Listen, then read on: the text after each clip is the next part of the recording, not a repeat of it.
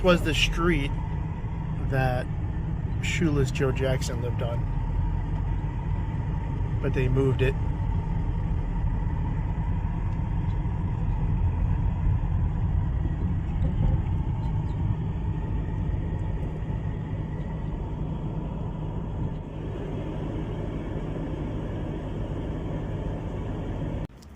Hey, this is Randy from My Southern Entertainment. We're over here at downtown Greenville, South Carolina, to check out the Museum of Shoeless Joe Jackson. Let's go take a look. Hey guys. Hey, how you doing? Building there, and that's where Joe's package store was at, right there. Oh, okay. It's got black Jesus. And then he came down here to stop by and see Joe Jackson. Oh, wow. And he came into the store. Now this little building probably ain't no bigger than this little room that's in here. Right. And maybe a little bit deeper or something. That Joe owned this little liquor store, a little bigger than this. But anyway, they walked in, Ty walks in, picks up a couple of bottles, and waiting for Joe to say something. And Joe just stood behind the counter, didn't say a word. And so finally, Ty turned to Joe and he says, "Why, Joe, don't you remember me?" And he said, "Well, sure I do, Ty." He said, "I just didn't think you fellas up there really wanted to have me." And it hadn't been that way for quite a number of years. Right. Joe had been out of baseball for years, and none of them really came. And Ty had stopped by to see him, so that was neat. And Joe took Ty around the neighborhood. There was a guy that passed away about 4 years ago named Joe Anders. He was with the museum here. He helped us here. He was actually one of the guys that carried Joe's coffin when he passed away. Oh, wow. He knew Joe very well. He was a baseball player back then, and he ended up going to World War II. And when he came back, he wasn't the same. Right. But he was a baseball player, and Joe helped him along. Well, this guy named Joe Anders was here in Greenville when Ty Cobb came in. He was a 17-year-old kid. And Joe Anders was around town there, and Ty and Joe walked up to Joe Anders, and Joe Jackson used to call Joe Anders, he used to call him Good Buddy. So Joe Jackson comes up to this young Joe Anders and says, "Good buddy, I got you someone I want you to meet." And he turned around and said, "This is Ty Cobb. He's the greatest hitter baseball ever." Wow, yeah. And Ty Cobb immediately turned back and said, "This is the greatest hitter." Yeah, right. They had that much respect. They had that much respect, right? So, and that's a good picture. That's awesome. Yeah, because they do have. I don't know if you're familiar with a Kuna. Yeah, Right. That's what he carries Wow. nowadays. You Yeah. guys are more than welcome to See hold that? That's a Kuna. That's what he bat. got for that. Nice. It's nice, huh? That's Joe Jackson's bat. Oh, It's a little different, isn't it? wow, that is way different. Yeah. It's thicker on the top. It It's doesn't. a different balance. Look at the difference to in it that. and everything. Yeah. They said Cleveland basically in the Oh, wow. newspaper said that Joe was carrying a small telephone pole. That's what it is. Oh my God. Wow, huh? Isn't that something? But Yeah. his hands were so big. It's so big, yeah. He had so much Look power. right there. Yeah, that's good, yeah. Yeah. That's And, it. Just That's tremendous. crazy. Yeah. Yeah. He was only like 6'1", so it wasn't like he was extremely tall. Yeah, he said right. today, but he just tremendously How is strong he- and great eyesight. That's How correct. is he gonna fit his hand in his nose? I've never had that question. So that's his bat?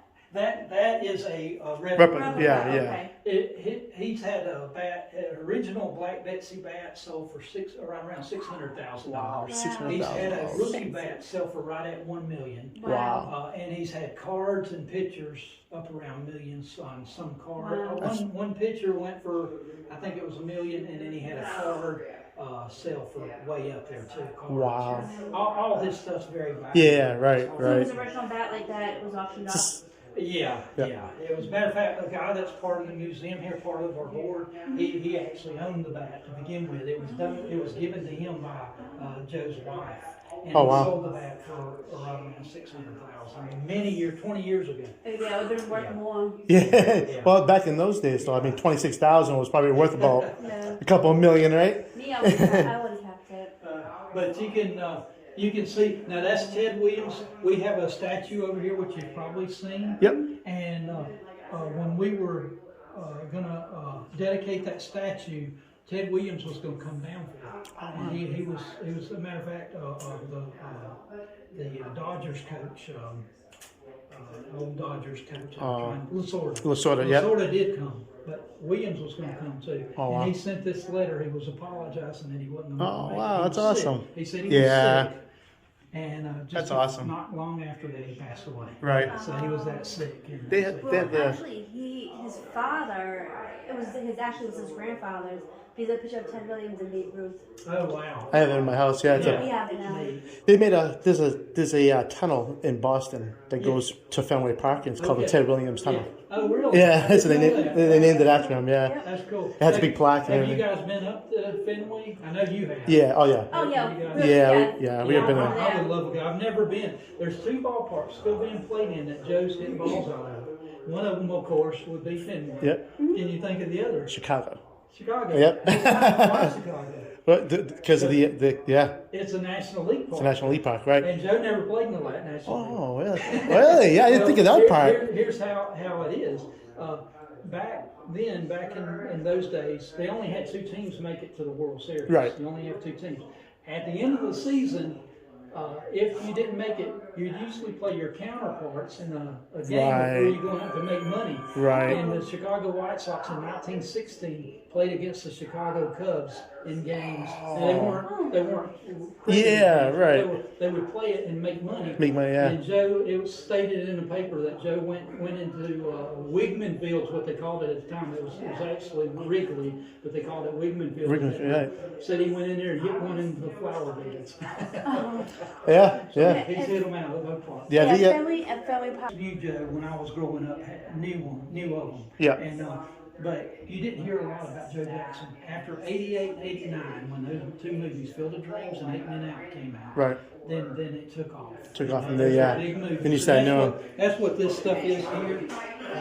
You even have here. Oh, wow. Film strip. I remember that one. I remember that strip right there. Called it Shoeless Joe Beagle. Yep. And but just a lot of the different, a lot of stars in that 8 Men Out movie. Oh, yeah. People you recognize, you know. Yep. Yeah, he just passed away. Yeah, Oh, yeah, just no, yeah. passed away.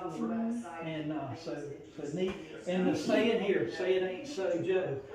That was supposed to be a kid that came up after Joe come out of the courtroom and they said he had testified, and the kid come up and yanked on Joe and said, "Say it ain't so, Joe." You know. Oh, I remember that saying. Yeah. The newspapers wrote that, but it never was true. That was probably the biggest thing Joe hated to hear of most. Oh. Whenever reporters questioned him about that, about the kids coming up, they said you could see a change in his eyes. Like, you know, he did not like the media put that out. The media put Joe that. Yeah. said that was never true. He Wow. never had a kid come up and say it ain't so, Joe. Oh, wow. So it's not a That's true not a true statement. story. Wow. But you hear that slogan. You hear that all the time, right?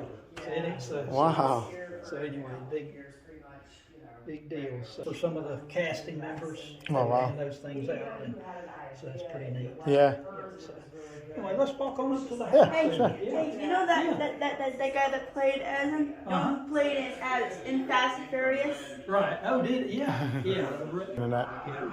We don't use gloves playing with that. Oh no. No. And, It's and if you catch it off a bounce, that's an out.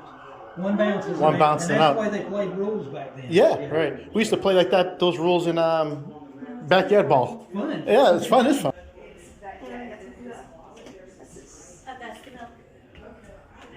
Yeah. I don't think I know that. This is how he works for Tyler.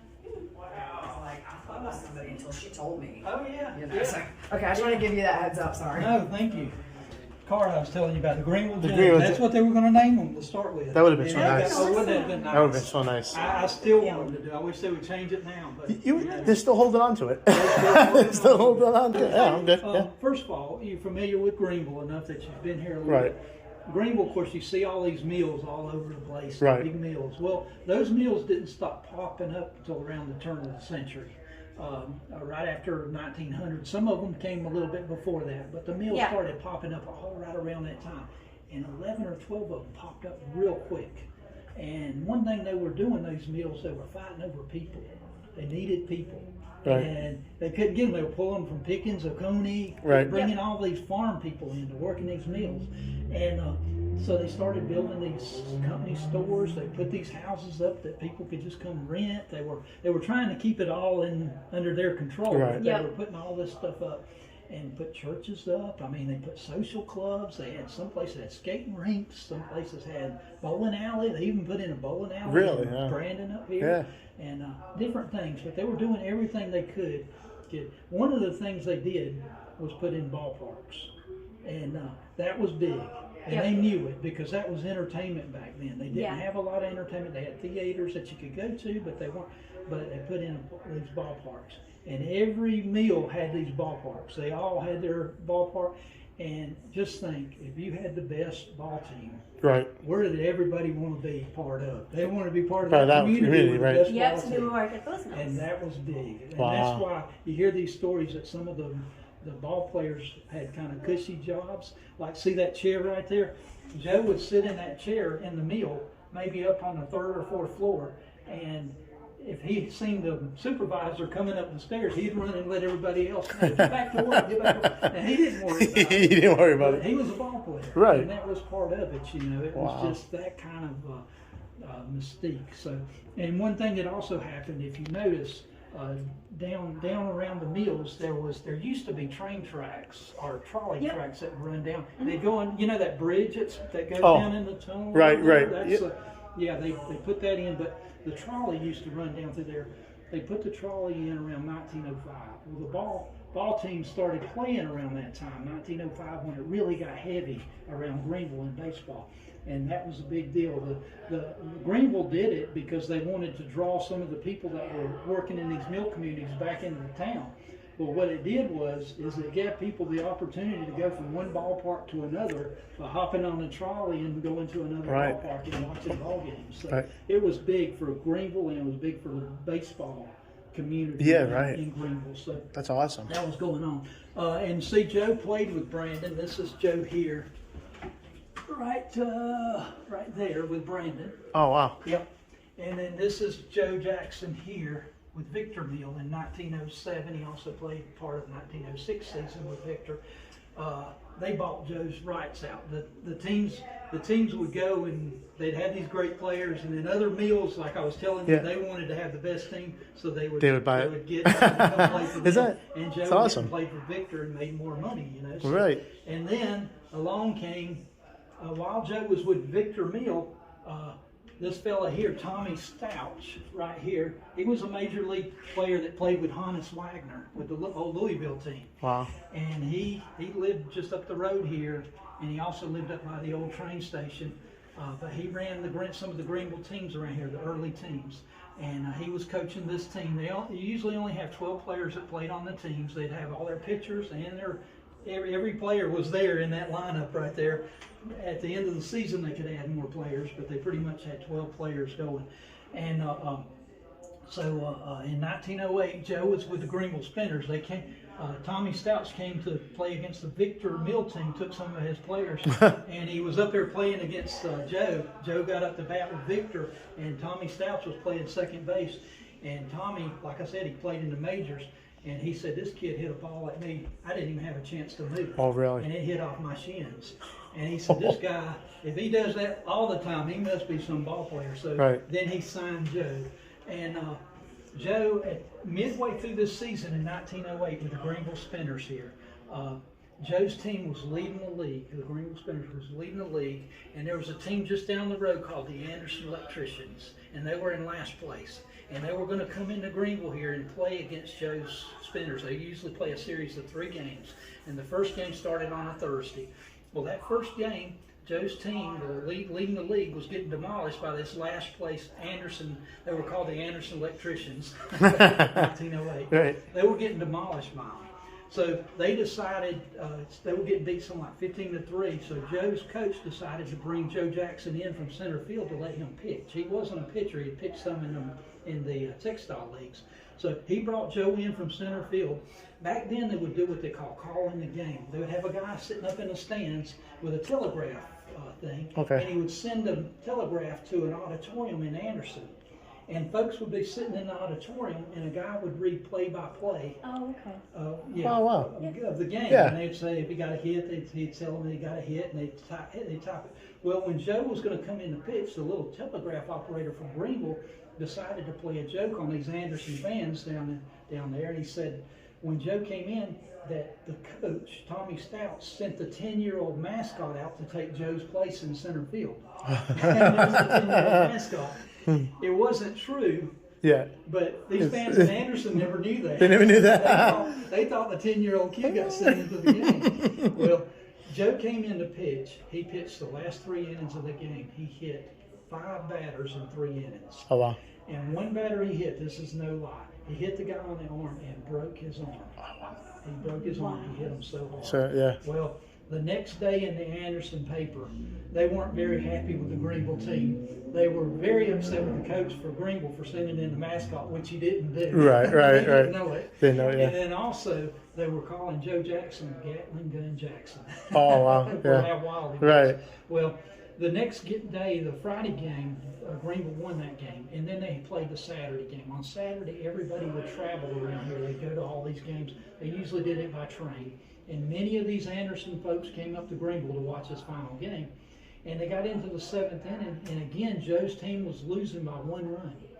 And Joe comes up to his coach wanting to sit out of the game. And his coach wasn't going to let him do it. He was complaining his feet were bothering him. It might have been because he pitched a few games earlier, we don't know. But he was wanting to sit out of the game. Wouldn't let him. So Joe got the bright idea of taking his cleats, putting them in the dugout, and he went out in the center field in his stockings. Oh. Well, nobody seemed to notice. Yep. So Joe came in to bat that next half inning. He was the first batter up, and he hit a ball. The papers even stated this, that ball was the furthest ball they had seen hit at the Greenville Stadium ever.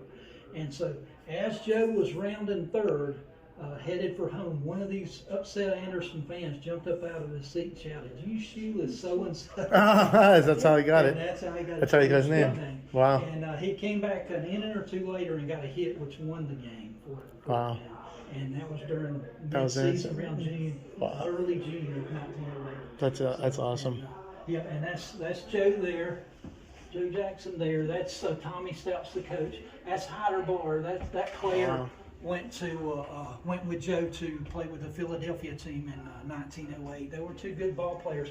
This whole team had a lot of good ball players. Matter of fact, there's a fellow that's not shown in here. His name's Ivy Wingo. And when Joe was first starting with this team early on in the season, Ivy Wingo was a catcher, and Joe in a preseason game got to actually pitch a preseason game, and they did very well. And Ivy Wingo was the catcher. Well, Ivy Wingo got let go from the team, and then they brought him back towards the end of the season when they could bring more players on. And Ivy Wingo in the 1919 World Series, he was the catcher for the Cincinnati Reds team. Oh, wow. And Joe was That's playing right, with yeah. the Chicago White Sox at that time. So it's pretty neat. A lot of good ball players on that team. That's Joe Anders, the fellow I was telling you about earlier. Oh, yeah. The little ball player.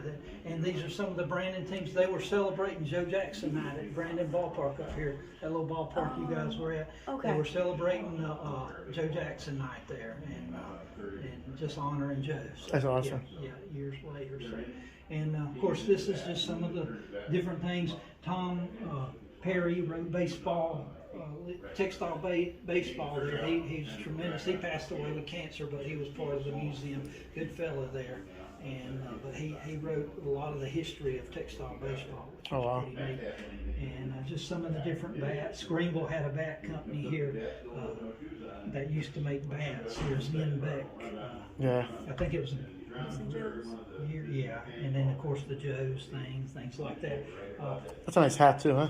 Oh yeah, I like yeah. that. Oh, do they still sell those? You can find this online, but You can? that's yeah. I've seen that hat online. I might have to buy one of those. Yeah, I like that. yeah. That's a nice Yeah, hat. that's pretty cool, isn't it? And then very much like this kid here, when Joe was young, he did that same thing. He Oh, right. with the machinery, and yeah, it was just very common for the kids. Yeah, the kids, yeah. Yep. And of course, here's another photo of Brandon Mill, and that's the ballpark that Joe would have played at. And I know they said he used to hit balls out, and I know there used to be a swamp over here, Right. and they would say he would hit balls into the swamp. Oh, wow. Yeah. That's a height. That's Unreal. a long Yeah. ball right there. Oh yeah. It's cute. It's cozy. Yeah. Yeah. Yeah. Oh, you And of course, you can see the fireplace there. If you look in this picture, there's Joe, and you can see the fireplace there. All right. We tried to set it up with some of the furnishing similar to what you see in there. Yeah. Oh, yeah. Yeah. Yeah, he had his dog. Remember outside? He used to hold it. There's a picture of him outside with his dog. Yeah, I think you might see that right here. Oh, right there. That's it. Yeah. And there he is there. Oh, yeah, there's the dog. See there? And they always had dogs. I remember one time Joe was coming back from Cleveland, I believe it was, and they were talking about him putting the bats in the car. He would name his bats. He'd have all these different bats. And then he also had some dogs, and he said, one guy said, well, these dogs must be pretty, some of them pedigree, some of them. He said, nah, none of them are pedigree. They're all mutts. And he would load his car up with the dogs. Wow. They always had dogs. There's footprints of cleats outside. He was the most solid person I've ever seen. Yeah. He was so solid. He's so solid. Yeah. He's, Yeah, you couldn't mess with him. he's such a Gonna good. hit that ball. Oh yeah. Yeah. Walter Johnson, Ty Cobb come up and was upset with Walter Johnson, saying, "You're not even trying to throw against Joe Jackson. Joe Jackson hit high against Walter Johnson." And Walter Johnson said, "Oh no." He He's said, "I'm trying. doing everything I can Right. against Joe Jackson. He just hits the ball. He just hits the ball right. And he could. Years, very museum. He helped out sometimes. That's awesome. And I was that ring. Oh, this is Joe's bedroom. 1951, December 5th, 1951, he passed away in this room. Oh wow. The lady came in here that knew the Jacksons and said his bed would have been right here, so it would have been right here. Oh wow. This is their bedroom. Spooky, Yes, haunted. getting all the angles. Is he getting it up? What did he end up dying of? I forget. He had a series of heart problems. Oh, he had heart He problems. caught up with course. it. Yeah, Yeah. and back then they didn't have Yeah, nothing. operations or anything like that. Yeah. Right. This is Joe here with the Savannah Indians, 1909. There and there. I love the Had uniforms. good years with Savannah, led the league during that season in 1909. He led the league in 1908 with the Greenville Spinners. Led the league in 1910 with the New Orleans Pelicans. Wow. And then he jumped into the American League. In 1910, he played 20 games in the American League and led the league for those 20 games, but it wasn't enough to win it. Right. And that was the year Ty Cobb and a fellow named Lajaway tied, and there was some controversy there, and they ended up giving both of them the title. So, but Joe played with the Philadelphia Athletics. That's Joe there. Sadly, he didn't stay with this team. He played 5 games in 1908 and 5 games in 1909. If he would have stayed with them, he'd have won like 2 or 3 championships right out of the gate. Right out of the gate. But they were all pretty high-minded ball players, most of them college-educated. Yep. Very good ball players. I mean, they had Home Run Baker on that team. They had Eddie Collins. They had a lot of good ball players. But Joe just didn't feel like he fit in. Right. He said Connie Mack was the best coach he ever had under him, or over him, but he just didn't fit in. And so he didn't stay with them. He ended up going back to the minor leagues, playing with Savannah. Then he ended up playing with New Orleans, and then finally Cleveland got him. Yeah. And that's what you're seeing over here. This is the Cleveland League Park here, and this is a neat photo. This was Addie Josh, who was a tremendous ball player. He passed away with tuberculosis before the season started in 1911, and so they were raising money. They didn't have insurance for the ball players back then. So they were raising money, and they brought in all these all-stars. It's like Ty Cobb, Tris Speaker, Walter Johnson, Hal Chase, Tris Speaker, Sam Crawford. That's the who's who of ball players. Yeah. And then you see Joe Jackson right here. There's Joe. Oh, there's Joe. Yeah. And right beside him was Cy Young. Oh wow. Cy's last season, Joe's first, and Cy mentored Joe through that season of 1911. And but anyway, this is the year Joe hit 408 as a rookie. Oh, as a rookie. As a rookie. Wow. Yeah, only rookie to ever hit over 400. Probably be the only one unless this fella jumps up there.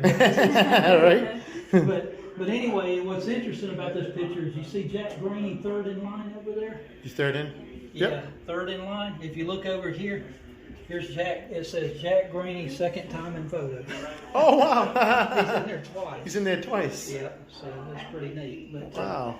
Yeah, he must have, when they were panning to take the picture, he ran around. He ran around, yeah. Back up. That's awesome. Yeah, That's unique. yeah.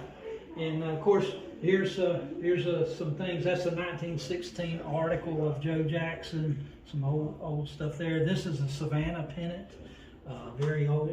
And then this is Joe's New Orleans team that won the pennant, and that's a ball ticket from the 19. It's card. Yeah. That's awesome. I like that right there. Yeah. Yeah. And pretty neat. And then, of course, over here's a few other things with the Cleveland team. Pretty neat. I think that's a neat photo there of Joe I think that's in Augusta, Georgia. Okay. And that's Joe driving the car, and they were at the ballpark. But you look at those guys in the background, a couple of color folks sitting in the stands, and you know those fellas would have loved to be playing that game. Oh yeah. Yep. And they were sitting there watching. They're sitting there watching it. Yeah. Yeah. There's some stuff showing Joe's swing and stuff like that. He had a unique swing at the ball. You don't really see a swing like that. No, what's very interesting with Joe, he would sit right out on the line of the base, and his foot would actually come across the plate as he swung. Right. And he was right up, no helmet on. No helmet, yeah. Think about that. And he would sit, and he would come across, and he would step out. And that's what it is hard to pitch to. But he was so, like I keep saying, he was so solid back to that ball. You could not get anything by him. Right. He struck out. You had Babe Ruth was struck out once every 6 times at bat. Ted Williams was once every 11 times at bat. Even Ty Cobb was once every 17 times at bat. He would strike out. Joe Jackson was once every 21 times at bat. He was so solid.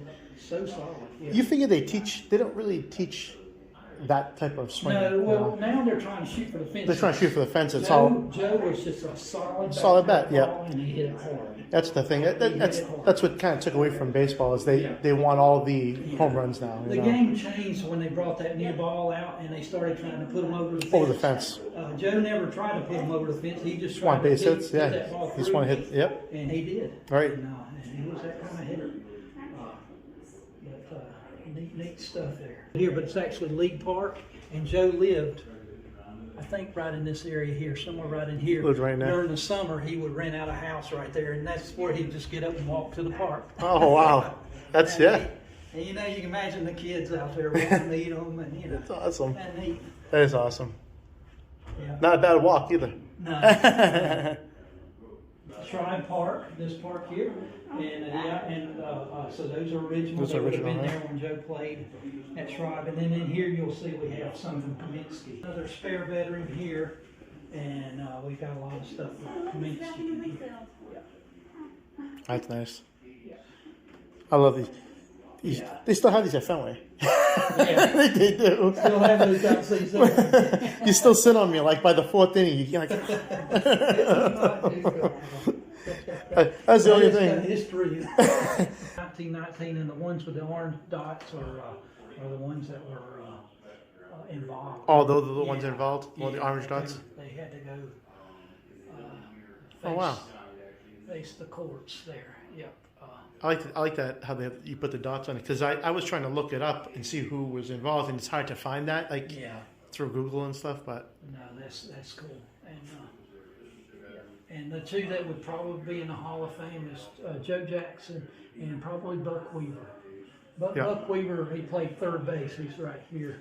And he was a mess. I remember one game, might have been in Boston. No, it was at Chicago. But it was a rain. They had a rain delay, and it had soaked the field pretty good. And the fans were still hanging around, but they were up underneath the thing there. And so Buck Weaver comes out there and sees them, and he's cutting them up with them. And he says, "Hey, tell somebody, watch this." He took off across there, and he started skating across the water. And all of a sudden, he went to his rear end and was still sliding. That's awesome. He was a cutter. Yeah. He just joked around all the time. So I would love to see him get in there too, but I don't think either one of them will. Both of them had great series. I think Buck Weaver hit 324 in that series and had I don't know, he might have had an error, but he played third base. But right. You know, but they both should be in the Hall of Fame. So. I love the old uniforms. Oh yeah, it's just I hate especially the socks. Some of them are wearing the socks now, but I used to love the stirrup top socks. Yes. And just you go out to the ballpark and That's it. Little It's like baseball. old-fashioned baseball. Yeah, it's like even look at that. It just looks like Yeah. it looks like baseball. When they have them down like regular pants, I like it like that. Yeah. It's like old-fashioned baseball. Now, does he have pictures with Ted Williams? Because I know he has one with Babe Ruth. No, he never was around. Ted Williams always said, see, Ted used to come into Greenville and play at the Greenville, at Meadowbrook Park, which was our old ballpark. Ted would come in here, and Joe lived here in Greenville. And Ted said years later, he said, man, I wish I would just stop by his house, because he would have met with me. So Yeah. I wish I'd have just stopped by and talked to him. Because they would compare the two a lot. Yeah. Right, yeah. Now they're playing Talking baseball. up there, you are right. That's it, yep. Babe Ruth. Yeah. They're playing ball up there, I think, thank you for your time. I really appreciate it. Good lesson. Thank you. Have a good one.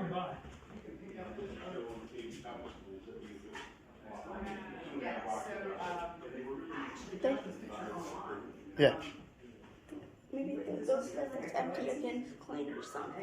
maybe.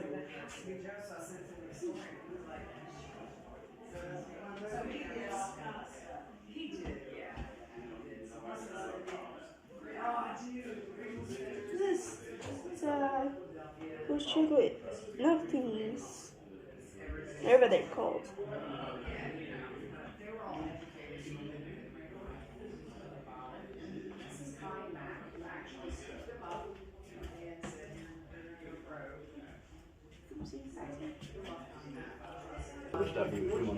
His kitchen. Banned from all baseball, Major League Baseball as well as the. This is on the first floor, not on Anderson Road. Same section. Some of these small towns have this in them, so the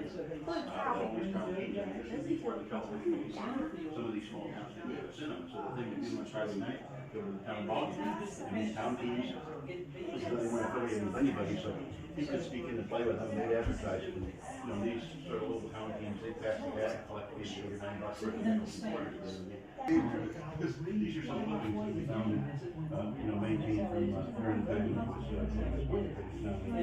time Yellow. This is bad again, Ty. Ooh, I know, that's sweet bad. And smoke a little bit.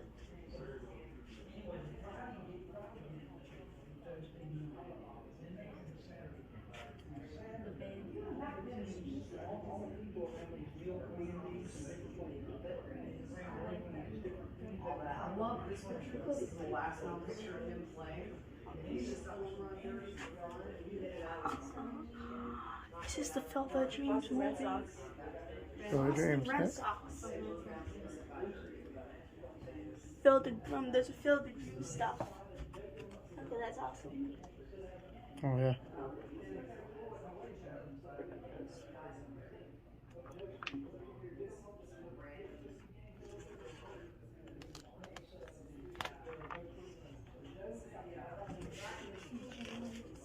Okay, look, they glare over there.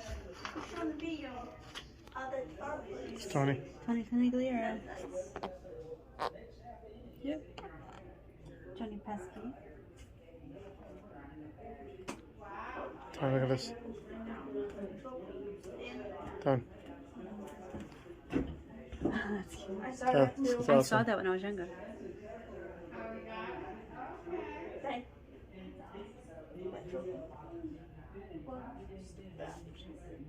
It's a museum. Okay. Well, thank you so much.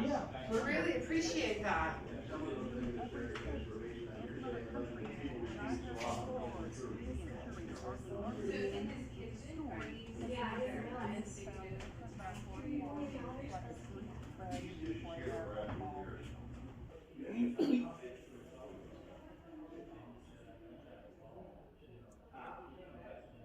See, that's them.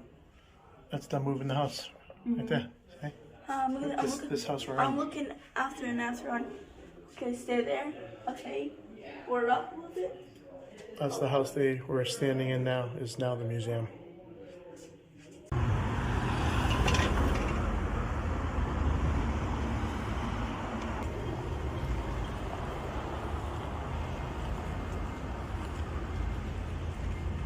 Oh, look at this thing. What ball is this right here?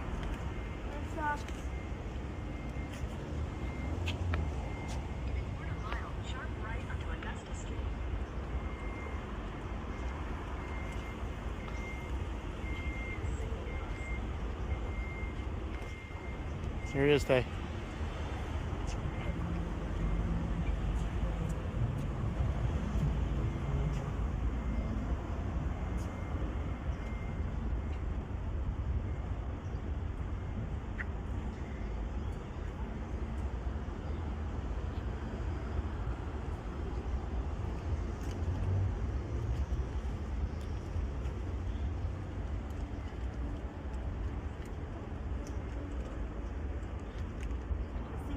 This is where I think it's double A.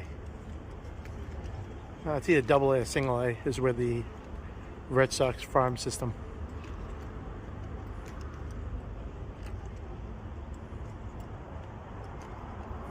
I think it's double A.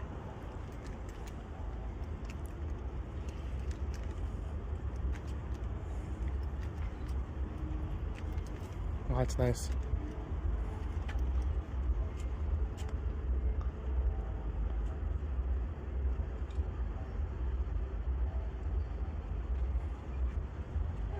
See? They get the... Kids can climb up there and sit down. Yeah, it's the mini Fenway. Yeah, kids can climb up there and sit down and watch. Yeah. We're eating hot dogs.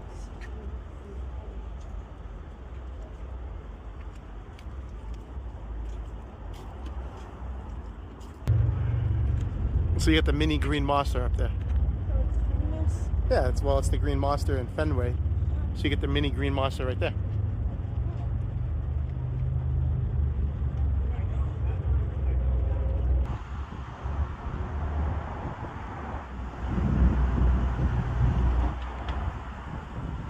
Here's your little...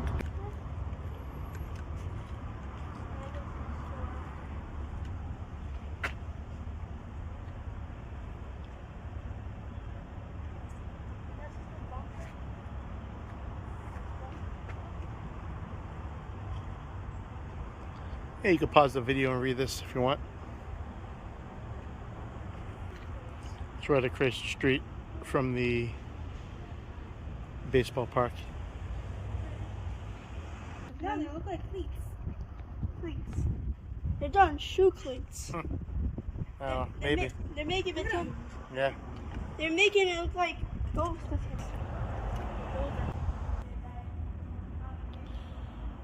You can pause and read that too if you want.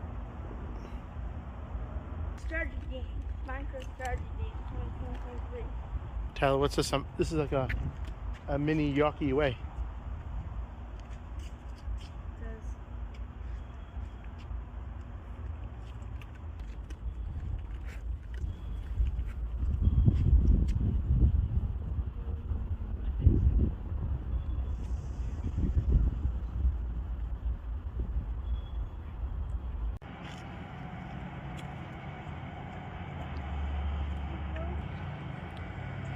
So,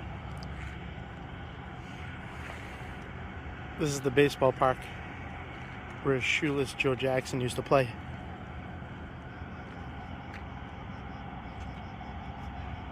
And right here, where I just showed, was the old mills where he used to work. So he worked here.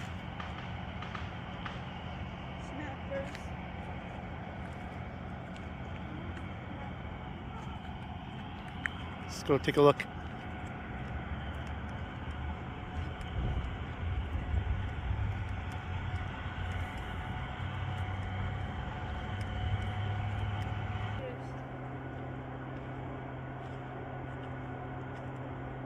That's crazy, aren't they? He played on this field. Yeah. Will you stop?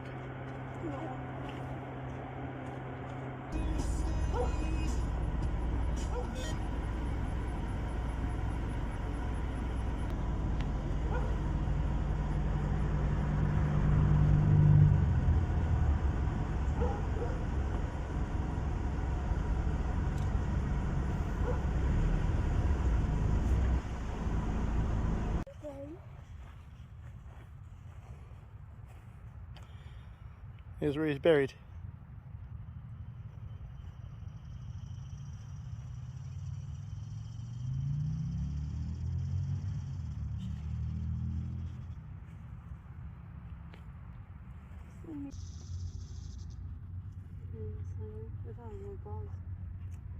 Yeah.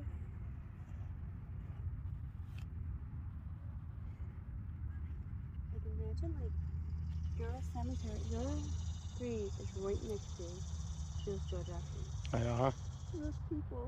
That is like amazing. Old rotten baseball bats. Yeah. It's pretty cool. He passed away before your father was born. He passed away December 5th, 1951. December 13th, 1951 is when your father was born, man. Oh, yeah. Wow. What do you think, Tay? So what do you think about the whole thing? Awesome. The people doing this is a legend here. That's cool. It's pretty cool. Yeah. I should get 2 of those Yeah. old baseballs. It says we all got to try harder for Joe. I'm gonna cut it. Okay. Yeah, put it right there. Give him a nice. Yeah. Hey. There you go.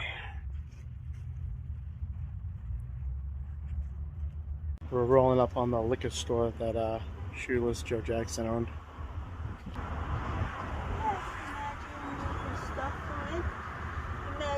I can imagine, you know, our stuff.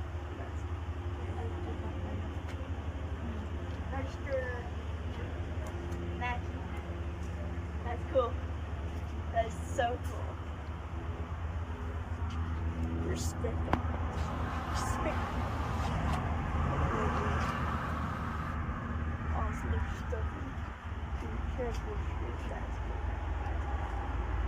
It's awesome. Thanks everyone for watching. Please subscribe. It'll let you know when new videos come out. And if you have any comments, please write them in the comment section. Thanks for watching, everyone. Bye.